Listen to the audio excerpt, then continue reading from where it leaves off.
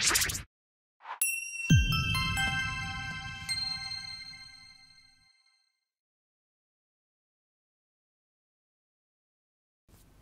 teman-teman, salam Kuiper. Sekarang kita masuk ke video yang ketiga, di mana kita akan membahas mengenai apa yang terjadi pada kondisi tepat jenuh. Ya, kita lihat. Jadi, pada kondisi tepat jenuh, dari 3 kondisi tadi, tepat jenuh itu terjadi yang namanya kesetimbangan antara endapan dan ion-ion yang melarut. Jadi, kecepatan pembentukan endapannya itu sama dengan kecepatan dia melarut. Kalau di awal yang kondisi tidak jenuh itu ya, kondisi belum jenuh, itu adalah kondisi di mana kecepatan dia melarut dalam bentuk ion-ion itu lebih tinggi daripada kecepatan dia mengendap. Nah, kalau tepat jenuh itu kecepatan antara dia melarut sama dia mengendap itu sama. Nah, kalau kondisi yang ketiga kebayang ya, yang lewat jenuh itu adalah kondisi di mana kecepatan dia membentuk endapan lebih tinggi daripada kecepatan membentuk ion-ion yang terlarut. Jadi walaupun dia garam-garam ini semuanya sudah lewat jenuh, dia mengendap, terbentuk endapan, tapi bukan berarti secara mikroskopik tidak ada yang melarut. Ada yang melarut sejumlah kecil dan dengan kecepatan melarut yang juga kecil. Nah, di sini yang sangat menyenangkannya teman-teman. Lagi-lagi kita bicara mengenai kesetimbangan nih, ya kan? Saya tandain ya, terjadi kesetimbangan antara senyawa yang mengendap dan dalam bentuk ion-ion dia yang melarut. Sebagai contoh di sini saya punya garam AgCl, ya. Pada saat dia tepat jenuh, di mana konsentrasi dia itu sama dengan konsentrasi kelarutannya, berarti konsentrasinya itu S ya. S mol per liter atau S molar, yang terjadi adalah AgCl yang membentuk endapan solid ini ya, S, dia berkesetimbangan dengan AgCl yang melarut. Berarti kalau melarut itu dia membentuk ion-ion, terionisasi. Ionisasi AgCl itu adalah Ag+, aquos, dan Cl-. Ini saya tampilkan wujud zatnya dulu biar teman-teman nantinya bisa mengikuti apa yang terjadi ya. Jadi ada kesetimbangan antara AgCl yang mengendap sama yang melarut dalam bentuk ion. Kesetimbangan nih, lagi-lagi. Contoh yang kedua juga, saya punya garam Ag2CrO4, perak kromat. Ketika dia berada pada konsentrasi yang sama dengan konsentrasi kelarutannya, yang berarti S mol per liter, berarti dia juga mengalami kondisi kesetimbangan. Setimbang antara Ag2CrO4 yang berbentuk padatan, endapan, dengan yang terlarut dalam bentuk ion. Ionisasinya adalah, lihat di sini garamnya, Ag2CrO4. Berarti dia terionisasi menjadi 2Ag+, aquos, plus CrO4, 2-, aquos. Ingat yang terion, yang melarut dalam bentuk aquos ya, sementara yang mengendap bentuknya adalah solid. Contoh ketiga, FeOH3, besi 3 hidroksida. Ini merupakan salah satu contoh garam yang dia dapat mengendap, yang punya kelarutan terbatas. Sama dengan dua yang lainnya, ketika FeOH3 ini terdapat dalam konsentrasi yang sama dengan konsentrasi kelarutannya, yaitu S mol per liter, maka terjadi kesetimbangan antara FeOH3 yang mengendap dan yang melarut dalam bentuk ion. Reaksi ionisasinya adalah Fe 3+ dan 3OH-. Seperti itu. Nah, teman-teman, karena ini merupakan suatu reaksi reversible ya, kondisi setimbang, maka kembali kita mengingat ketentuan saat kita belajar kesetimbangan ya.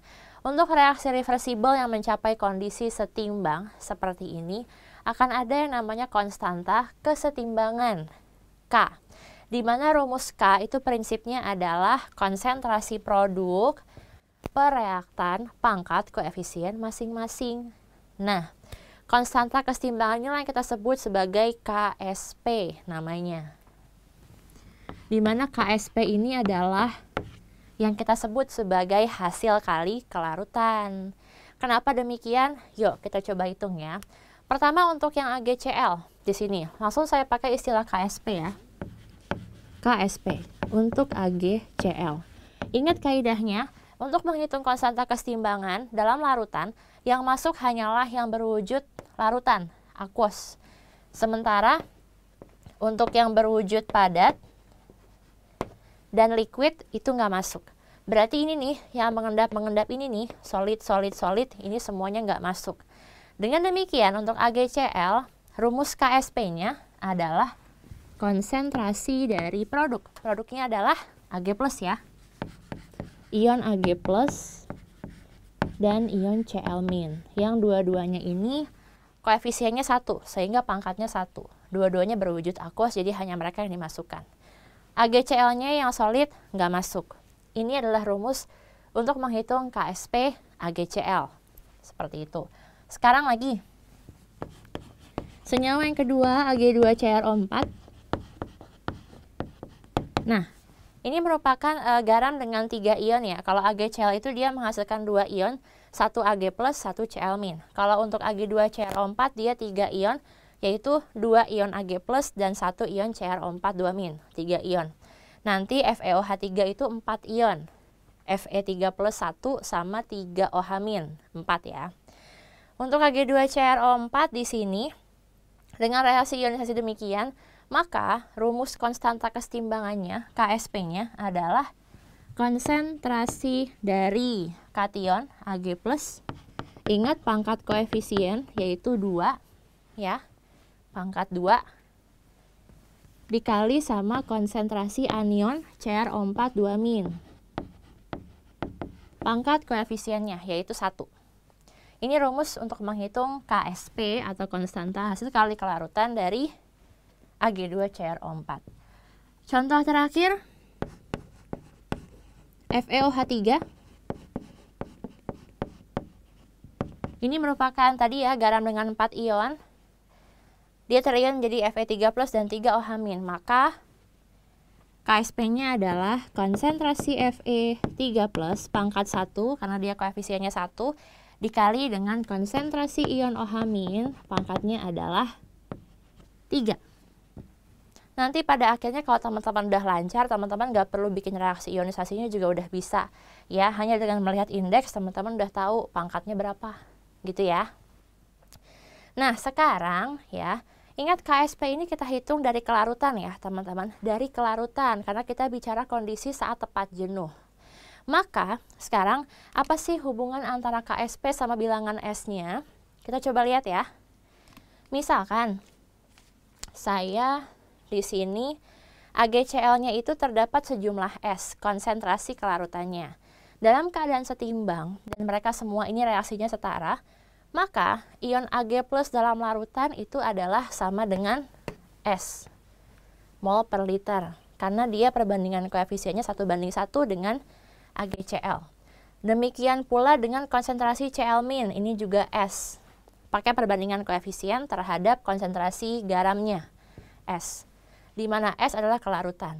Maka Ag plus S, Cl- S, maka KSP-nya di sini KSP AgCl rumusnya adalah S pangkat 2. S dikali S, ya kan? S pangkat 2. Nah, sekarang yang kedua untuk KSP Ag2CrO4. Kita mau lihat hubungan dia sama kelarutan. Ag2CrO4.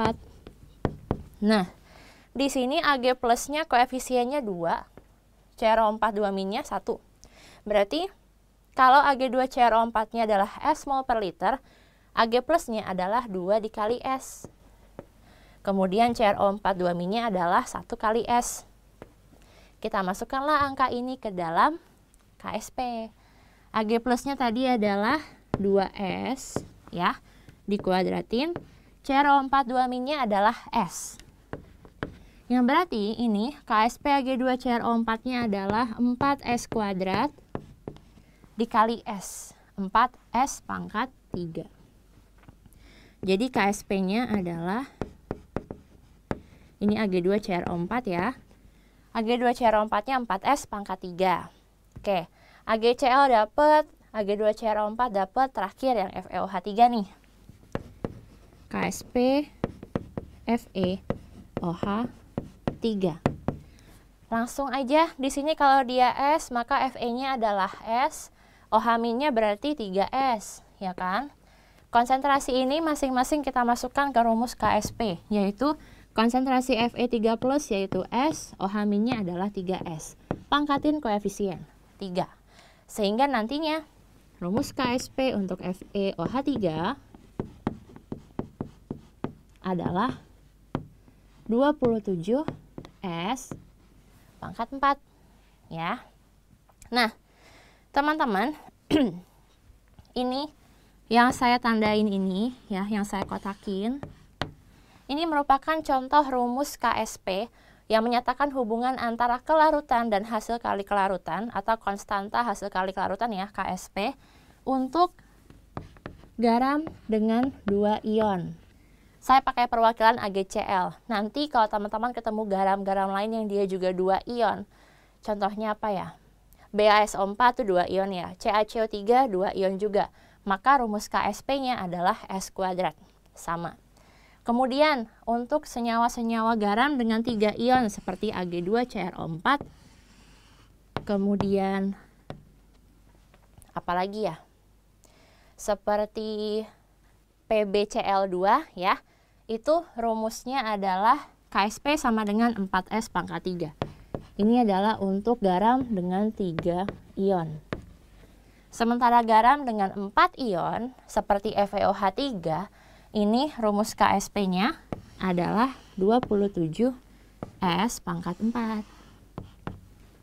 Nih, ini adalah 4 ion. Ingat ya teman-teman, KSP itu adalah konstanta keseimbangan yang kita hitung dari kelarutan. Nanti tolong dibedakan, di video yang keempat saya akan menjelaskan apa bedanya KSP sama KC. Saya akan jelaskan nanti ya.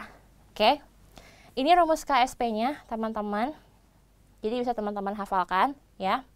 Nanti di video yang keempat saya akan menjelaskan apa bedanya KC sama KSP.